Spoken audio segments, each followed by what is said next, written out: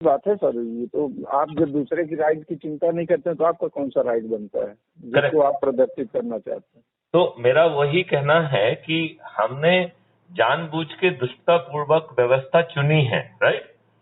लोगों ने अपने लाभ के लिए चीजें गढ़ी हैं। जैसे फॉर एग्जाम्पल धर्मों में भी ये बताओ, ईश्वर का पैगंबर किसी की हत्या करके वो कहे कि 72 हूर मिलेंगी, ऐसा कोई भी भगवान का पैगंबर को भगवान कह सकता है कि भैया ये ऐसा होगा? ये आपको नहीं लगता है कि उस पैगंबर ने या उसके बाद के लोगों ने, जैसे कल भी मैं सुन रहा था कि बड़े अच्छे ढंग से विवेचन किया गया कि युद्ध कांड के बाद उत्तरकांड नाम की कोई चीज ही नहीं है, क्योंकि रामायण में जैसे किसी भी चीज को आप कथा को सुनते हैं तो उसका फल आदि बता के जो है ना उसकी स्तुति कर दी जाती है। तो युद्ध कांड में रामायण में बाकायदा उसका फल बल बता के उसकी के एवर दे लिव्ड हैप्पीली इस तरीके का कह के बता दिया। तो इसके बाद इसका मतलब है कुछ दुष्ट आत्माओं ने उत्तराखंड लिखा है, और जिसमें उत्तरकांड में जितनी भी बकवास लिखी हुई है उसका सही रामायण से कोई लेना देना नहीं है, क्योंकि युद्ध कांड में ही सब चीज समापित कर दी गई है। इसका मतलब है या तो जो है वो पैगंबर धूर्त था जिसने गलत बातें लिखी, जिसको यही नहीं मालूम था कि पृथ्वी गोल है, उसने चपटी लिख दिया, उसने कहा कि साथ दूसरे लोगों को मारो तो जो है ना आपको जो है ना 72 हूरें मिलेंगी। तो या तो वो खुद जो है पैगंबर धूर्त था, वो भगवान का पैगंबर था ही नहीं, राइट। और या उसके बाद के लोगों ने उसमें मिलावट की है, राइट। की है कि नहीं की है? जैसे रामायण में उसके बाद के लोगों ने मिलावट कर दी है। यही कारण है कि उत्तराखंड के बाद के जितने वो हैं उसमें कहीं पे भी जो है वो पुरुषोत्तम राम का जो है ना झलक नहीं मिलता है। वो जो है एक दुष्ट आत्मा राम का जो है झलक मिलती है कि उसने अपनी पत्नी को भगा दिया धोबी के कहने पे। ये बकवास जो है इसके पहले तो कहीं नहीं है सर। ये उत्तर रामायण में जो है ये मेरा कोई नहीं है, उसकी बात कर रहा हूँ। उत्तर रामायण में युद्ध के बाद का घटना का है, राम के राज्य के जो राम की व्यवस्था थी उसके विषय में वर्णन किया गया, और लव कुश और सीता के द्वारा जो बाद की मैं ये कह रहा हूँ युद्ध कांड के बाद ही उसमें जो है ना वो सब लिख दिया कि इसको पढ़ने के बाद क्या लाभ मिलेगा, एंड राम सीता जो है ना they ever lived happily type का जो है वो लास्ट के 3-4 जो सूत्र हैं वो जो है उसमें ये बात लिखी गई है, राइट। इसका मतलब है जिस किसी ने भी उसकी कृत्य की है उसके हिसाब से रामायण जो है समाप्त हो गई वहां पे, राइट। इसका मतलब है उत्तरकांड जो है रामायण का बाद में जोड़ा गया है, जो ओरिजिनल रामायण का हिस्सा नहीं है। और हाँ जी। अच्छा सर, इस पे तो हमने कभी प्रकाश नहीं डाला है। हाँ नहीं, लेकिन एक हमने वीडियो देखा उसमें बहुत एनालिटिकल ये सब बात बताई है। एक चीज है, देखिए सर, एक निवेदन है। ये जो आजकल विजुअल आती है नहीं देखिए उसके लॉजिक को तो सुनना पड़ेगा ना आपको। नहीं, लॉजिक समझना ठीक है, लेकिन विजुअल बनाने का पहले तो पर्पज होना चाहिए। नहीं, उसका विजुअल बनाने का पर्पज यही था कि something wrong has been done with the Ramayana का कुछ पार्ट पॉल्यूट कर दिया गया है। रामायण युद्ध कांड में ही जैसा कि किसी भी ग्रंथ को लिखा जाता है तो उसको पढ़ने का क्या लाभ मिलेगा, उससे जो है क्या फल प्राप्ति होगी, ये लिखने का एक तरीका रहा है, राइट। हाँ सर, एक बात सुनेंगे थोड़ा सा। हाँ, हम ये कहते हैं कि कोई क्या लिखता है, किसी ने क्या लिख दिया। अच्छा, ये राम श्रद्धा का विषय है, कृष्ण श्रद्धा के विषय है, और अन्य धर्मों के लोगों के लिए भी उनके ईश्वर जो है वो श्रद्धा के विषय है। देखो इसको तमाम से लोग बहुत सी चीजें श्रद्धा से मत मानिए। अभी बात ये है कि जो भी ग्रंथ लिखा गया है उस ग्रंथ का लिखने का एक तरीका रहा है कि वो ग्रंथ लिखा जाएगा। जस्ट मुझे बात कह लेने दो लॉजिक को। फिर इस ग्रंथ को जो आप पढ़ेंगे तो क्या लाभ मिलेगा। जैसे मान लो हनुमान चालीसा में कहा कि यदि आप जो है ना इसको 7 बार यदि वो करोगे तो आपके सभी कार्य सिद्ध हो जाएंगे। लिखा कि नहीं लिखा? तो किसी भी चीज के लिखने के बाद उसका फल प्राप्ति लिखी जाती है, राइट। देन लिखा जाता है कि उसके बाद क्या हुआ। तो वो सब चीज जो है युद्ध कांड के आखिरी के जो 8-9 वो हैं श्लोक हैं उसमें वो सब चीज लिख दी गई है। उसमें ये भी लिख दी कि then thereafter Ram and Krishna जो है ना हजारों साल तक दे लिव्ड हैप्पीली। तो फिर उत्तरकांड कहां से आ गया? तो मैं ये नहीं कह रहा हूं, देखो we have to listen to the logic, right. अब छोड़ दीजिए उस बात को। आप ये बताइए कि भगवान का कोई पैगंबर क्या ये बात कह सकता है कि आप दूसरे धर्म के लोगों को मार दो, जिहाद जायज है, हत्या जायज है, और आप हत्या करोगे तो आपको जो है ना 72 हूरें मिलेंगी? ये किसी भगवान का जो है वो नहीं हो सकता है। ये केवल शुद्ध दुष्टता के अलावा मुझे और कुछ से समझ में आता नहीं। ये तो सर देखिए, यहाँ पे जैसे अभी हम आप डिस्कशन कर रहे हैं ना धर्म के विषय पे, हाँ, ऐसे यहाँ पे जन्म लेने वाले तमाम प्रकृति के लोग हैं, उनकी उपज है ये। हाँ, मैं तो आपने वही कह दिया जो मैं, इसका मतलब ये है कि देखिए इसके दो कारण बनते हैं। यदि मूल पैगंबर ने ये बात कही है तो इसका मतलब है वो पैगंबर नहीं था, राइट। क्योंकि यदि वो पैगंबर होता तो इतनी दुष्टतापूर्ण बात वो भी धर्म के नाम पे कभी नहीं करता, राइट। और ईश्वर के पैगंबर को जैसे अपने ऋषियों मुनियों को हर चीज दिख जाती थी, वो दृष्टा हुआ करते थे, तो वो ये जो है ना भगवान के पैगंबर को भी दिखना चाहिए। तो इस भगवान के पैगंबर को पृथ्वी चपटी की बजाय गोल दिखना चाहिए थी, दिखना चाहिए थी नहीं दिखना चाहिए थी? सर एक बात निवेदन है, हाँ, ये हमें उनके उस पे नहीं जाना। देखिए राम नहीं के नहीं नहीं, समय देखिए हमारा देखिए सर सुनेंगे सर, बात सुन लीजिए थोड़ा। हाँ, सुनाइए सुनाइए सुनाइए। राम के समय भी राम थे और रावण भी थे। तो ये रावणी प्रवृत्ति वाले राक्षस कहीं यही तो हैं, राक्षस यही है। नहीं, मैं ये नहीं कह रहा हूँ, मैं ये कह रहा हूँ फिर उसको पैगंबर का संदेश मान के वो दुष्टता यदि हम ग्राउंड में करेंगे तो वो दुष्टता एक मानव की दूसरे मानव के प्रति दुष्टता होगी ना। सर मलेच्छ माने मुस्लिम वगैरह ये जो इस तरह प्रवृत्ति करते हैं वही राक्षस है आज की डेट पे। तो वो कुछ भी लिखेंगे अपने हिसाब से ही लिखेंगे ना, वो मानव के लिए हित में कहाँ लिखेंगे? नहीं, अब मान लिया, अब मैंने मान लिया कि उन्होंने अपने हिसाब से लिख दी। इसका मतलब है कि ये शुक्राचार्य क्या करते थे? राक्षसों की ही हित में तो कार्य करते थे। हाँ हाँ, तो उनको क्या माना जाए? वो एज ब्राह्मण थे, ऋषि थे, लेकिन उसके बावजूद वो राक्षसों की बीड़ा पकड़े हुए बैठे थे। आपने बिल्कुल सही बात किया, बिल्कुल आपने 200% सही बात कही है। तो हमें इस पे नहीं जाना है सर कि कौन क्या कर रहा है, कैसे कर रहा है। जो गलत कर रहा है वो राक्षसी प्रवृत्ति का है बस। अच्छा, वो चाहे जिस धर्म का हो। बस धर्म तो बाद में, धर्म बाद में आता है ना सर, इंसानियत तो पहले है ना। मैं ये कह रहा हूँ, इसलिए हमें धर्म जाति के उसमें नहीं फंसना है, हमें मानवता की बात करना है और मानवता के लिए एक अच्छा सिस्टम क्रिएट करना है।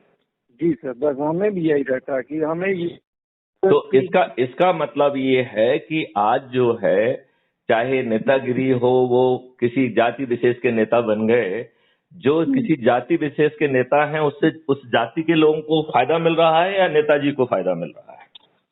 नेताजी को 100% इस देश की सारी पॉलिसियां सर नेताओं के लिए ही वही बना रहे हैं, तो अपने लिए बना रहे हैं, सब सीधी सी बात। तो इसका मतलब है कि हमें या तो कोई काउंटर ग्रुप क्रिएट करना चाहिए जो उनको व्यवस्थ कर पाए अच्छी चीज बनाने के लिए जी। और नहीं तो हमें उनको रिप्लेस करने की बात करना चाहिए, क्योंकि क्या हम उसको सहने के लिए बने हैं क्या?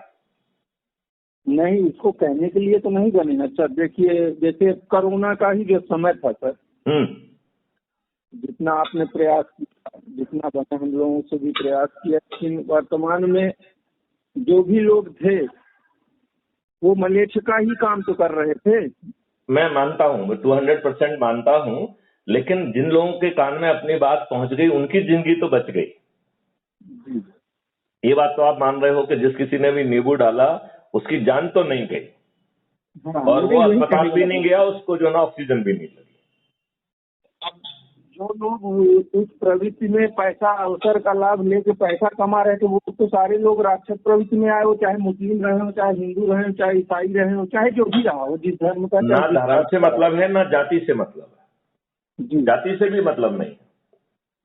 विवेचना सर इससे होनी चाहिए कि मानव और राक्षस धर्म को हटा दीजिए, अपने आप सब दिखने लगेगा सर।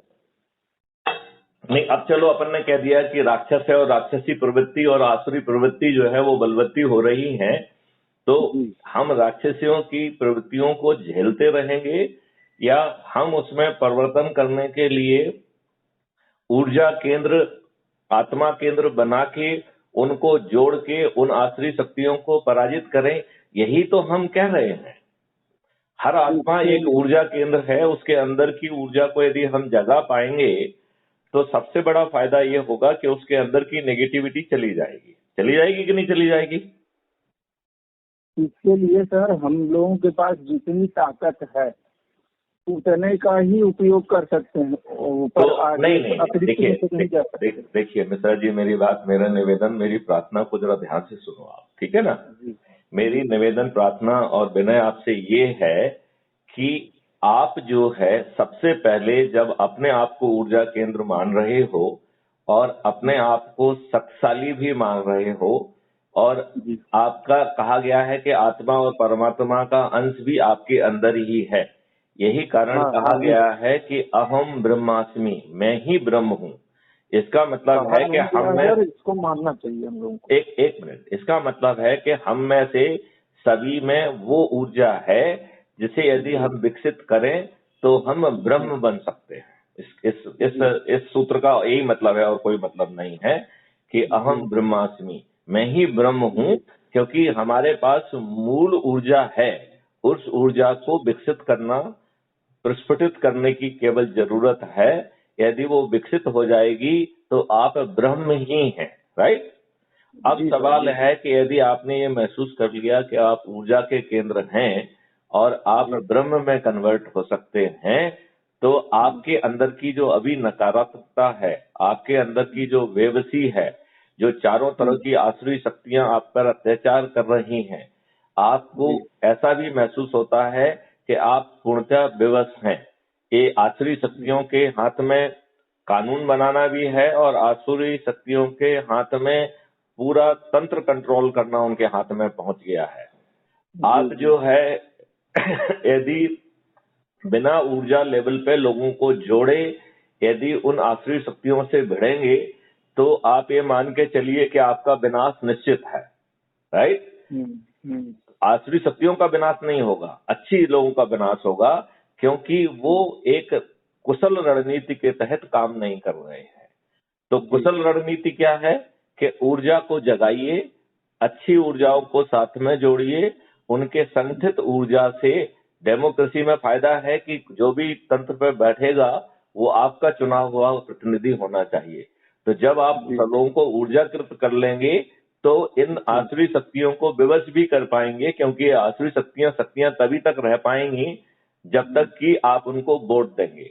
तो वो विवश भी हो सकती है। यदि वो विवश होने के लिए नहीं, यदि वो विवश होने, हमारे हिसाब से सर जरूरत इस बात की भी है कि व्यक्ति को संविधान में अपना प्रतिनिधि चुनने का राइट मिला है, ना कि कोई दल। आप तो अभी दल प्रतिनिधि बात ही छोड़ दीजिए, अभी तो केवल आप उनकी ऊर्जा को एकीकृत करिए और फिर ऊर्जा को मैनिफेस्ट करने का काम करिए, राइट? जी। तो कुछ ऊर्जाएं ये डिसाइड करें कि what is good for the society, right? जैसे धूर्त जो है ना, नेहरू ने डिसाइड किया कि अंग्रेजों के नियम कानून जो आपको शोषण करने के लिए, अपमानित करने के लिए, आपको जो है ना गुलाम बना के रखने के लिए बनाए गए थे, वही इस देश के लिए सबसे अच्छे कानून हो सकते हैं। उन्होंने ये माना कि जो साम्राज्य अंग्रेजों ने आपको गुलाम बना के शासित करने के लिए बनाया था, उस तंत्र को एज इट इज अडॉप्ट कर लिया, विदाउट अकाउंटेबल बनाए। तो ये तो शुद्ध दुष्टता है ना। तो अब चलो, जो उन्होंने किया, क्या अब हम सरल माइंड से सोच सकते हैं कि हमारे लिए क्या उचित है? सोच सकते हैं कि नहीं सोच सकते हैं? जी।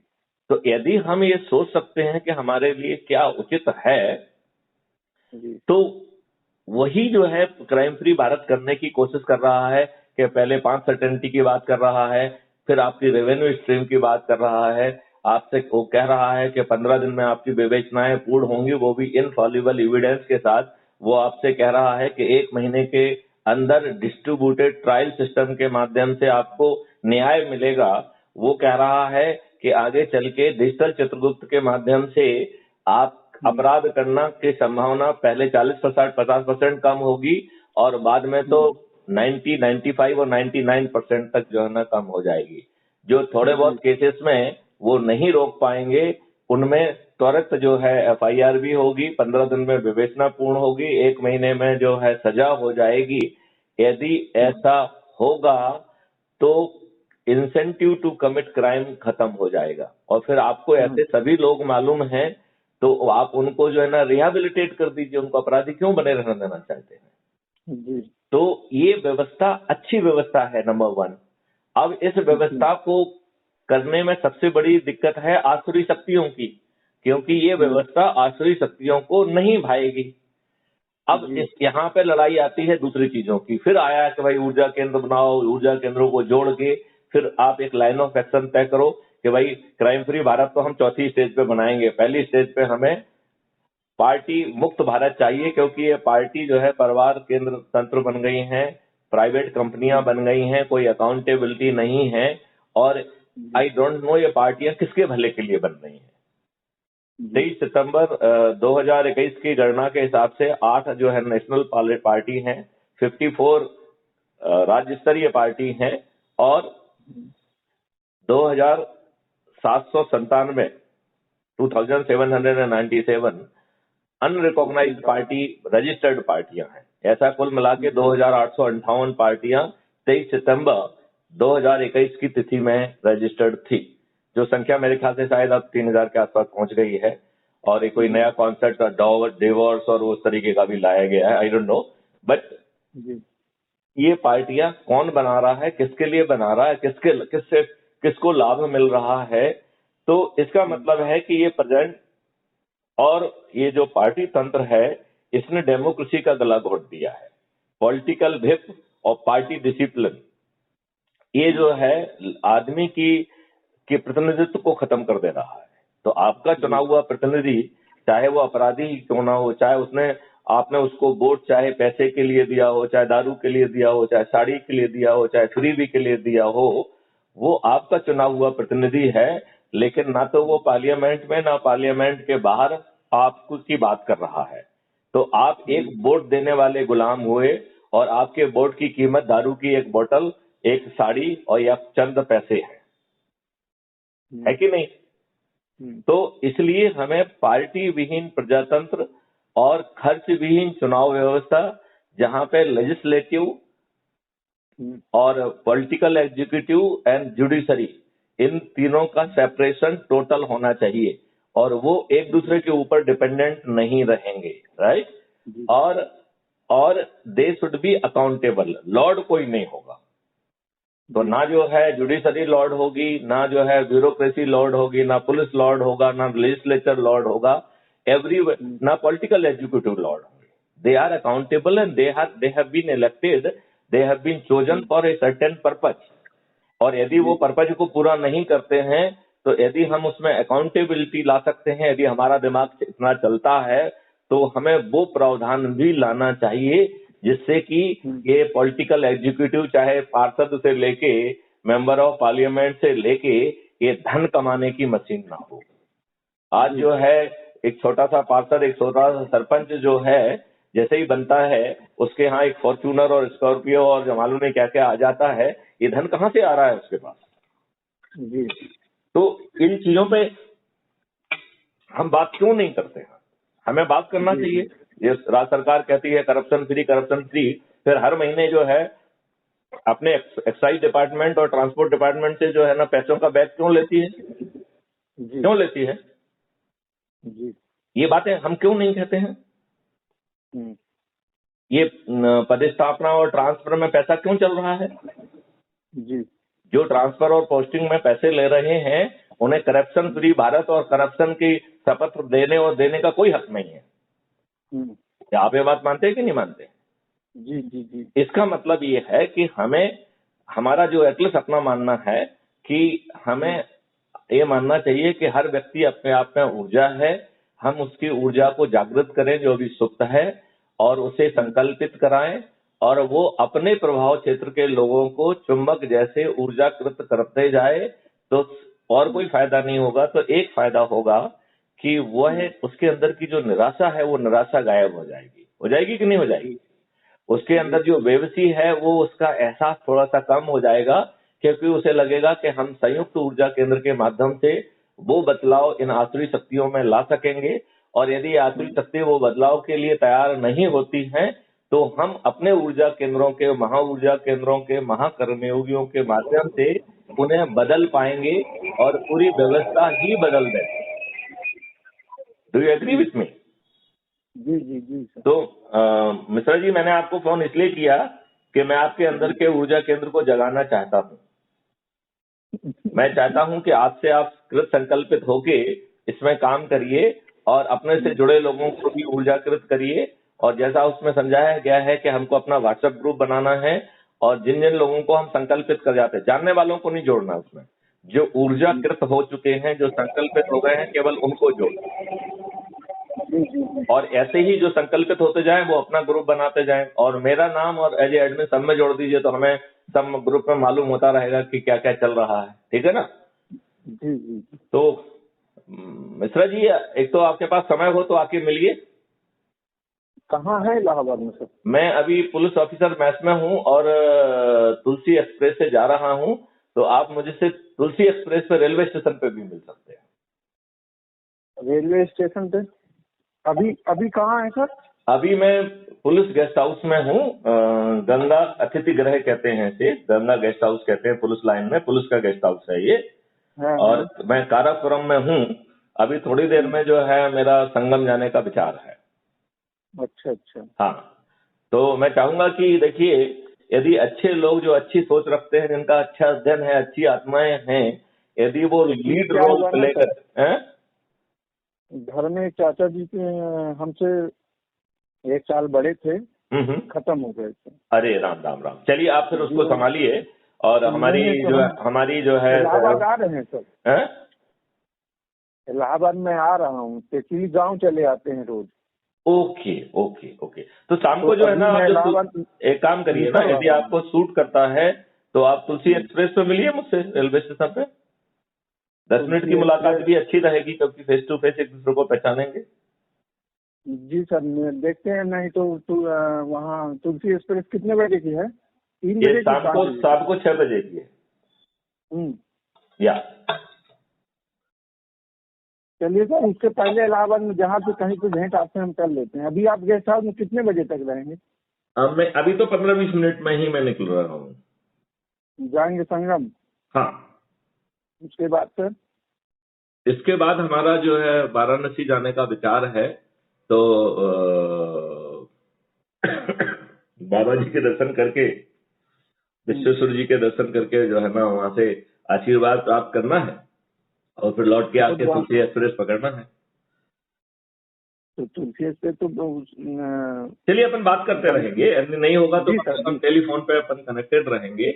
और मिश्रा जी, मेरी प्रार्थना है कि हर अच्छे व्यक्ति को जुड़ के अब आगे बढ़ना चाहिए, क्योंकि लोगों की सोच दूषित है। लोग जाति के आधार पर सोच रहे हैं, धर्म के आधार पर सोच रहे हैं, इससे किसी को भला नहीं होना है। चाहे आप किसी भी जाति के हो, चाहे किसी धर्म के हो, आप ऊर्जा के केंद्र हैं। लिहाजा जो मजहबी लोगों ने तांडव मचाया हुआ है, चाहे वो मुसलमानों ने, चाहे क्रिश्चियन ने, चाहे हिंदुओं ने, किसी ने भी, क्योंकि जो इवन हिंदू के नाम पर जो तांडव कर रहे हैं, तिलक लगा के, उनके चेहरे को आप देखिए तो वो शुद्ध राक्षस दिखाई देते हैं। कई उनमें से, उनमें वो ऋषि भाव, शांति भाव कहीं दिखता नहीं है। तो क्या ये धर्म के नाम पे हम तांडव करने की इजाजत दे सकते हैं? हमें कोई भी तांडव ना करने की इफेक्टिव रिस्पांस मैकेनिज्म ग्राउंड में पैदा करना होगी, बिना इन दुष्टों को लीडरशिप दिए। बात आप समझ रहे हैं? तो दुष्टों को लीडरशिप नहीं मिलना चाहिए। अच्छे लोग जो है वो आगे आए, अच्छे लोग ऊर्जा केंद्र को बन के जुड़े। और यदि ये लोग तो यदि आप जो है जुड़े हुए हैं, तो उनको जोड़ के हम या तो इन्हीं दुष्टों को विवश करें, क्योंकि हमारे बोर्ड से चुने गए हैं, और तो निश्चित रूप से इन्हें हमारी इच्छाओं के अनुसार काम करना चाहिए। अभी ये हमारी इच्छाओं के अनुसार काम करने की बजाय अपने फायदे के लिए काम कर रहे हैं। तो यदि ये दुष्ट बदल जाते हैं तो हमें तत्काल ही फायदा मिलने लग जाएगा, अन्यथा हमें वेट करना पड़ेगा जब हम उनको रिप्लेस करके उस व्यवस्था को बदलें। तो मेरा ये मानना है कि यदि यही दुष्ट लोग यदि अपनी दुष्टता छोड़ के यदि अच्छा काम करने लग जाते हैं, और चूंकि उन्हें हमारे बोर्ड से चुना हुआ है, कायदे से उनका ये पदी कर्तव्य भी है कि वो जनमानस के हित के काम करें, तो यदि वो ऐसा करने लग जाते हैं तो फिर इन्हीं लोगों को हमको जिताना चाहिए। और यदि ये करने के लिए तैयार नहीं होते हैं तो फिर हमें 2024 में इनको रिप्लेस करना चाहिए। अन्यथा जो है हमारे पास में एक ही ऑप्शन है कि जो ये कर रहे हैं उसे आप झेलिए, मरिए, कटिए, इनके जो है ना दुष्टता को झेलिए और उसे अपनी नियति मान लीजिए। तो अब अपन को ये निर्णय करना है कि क्या ये दुष्टता हमारी नियति है या हम इसमें कुछ परिवर्तन कर सकते हैं। ठीक है ना? चलिए इसमें विचार करते हैं, आगे बातचीत जारी रहेगी। जय हिंद, जय भारत, वंदे मातरम। जय